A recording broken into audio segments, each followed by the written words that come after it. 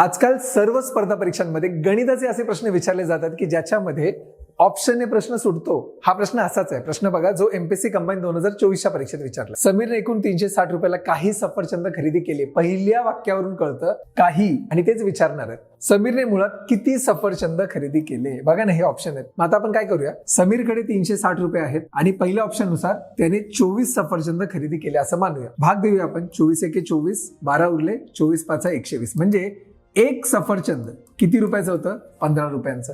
हे पहिल्या वाक्यावरून कळालं आपल्याला. जर प्रत्येक सफरचंदावर 3 रुपयाची सूट मिळाली असती, मला सांगा 15 रुपयाचं सफरचंद आहे, त्याच्यावर जर 3 रुपयाची सूट म्हणजे 3 रुपये कमी केले तर एक सफरचंद किती रुपयाला पडणार आपल्याला?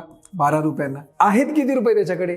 360. बघा आता 360 ला जर मी 12 रुपयाने भागलं तर 12 36 आणि 0 म्हणजे 30 सफरचंद तो खरेदी करू शकणार. हे तर कळतंय. म्हणजे आधी तो 24 सफरचंद खरेदी करू शकत होता, आता तो 30 सफरचंद खरेदी करू शकतो. म्हणजे वाढ तर झालीच. त्यांनी म्हटलंय 25% अधिक सफरचंद खरेदी करू शकला असता. म्हणजे आपल्याला फक्त एवढं चेक करायचंय, 24 वरून 30 वर 25% वाढ होतीये का? आता 24 वरून जेव्हा आपण 30 वर जातो, मला सांगा टक्क्यांमध्ये वाढ काढायची असेल तर ती कशी काढणार?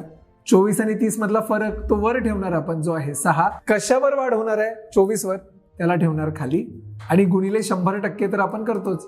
6 एके 6, 6 चौक 24, 100 भागिले 4 किती येतं? 25% आहे ना. आपल्याला तेच हवंय.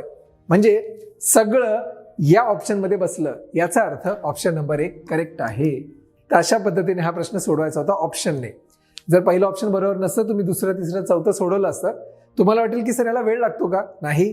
पाडेपाठ असतील आणि काही कॉन्सेप्ट पाठ असतील, माहीत असतील, तर आपोआप उत्तरापर्यंत आपण पोहोचतोच, ते पण कमी वेळामध्ये. व्हिडिओ आवडल्यास नक्की लाईक करा.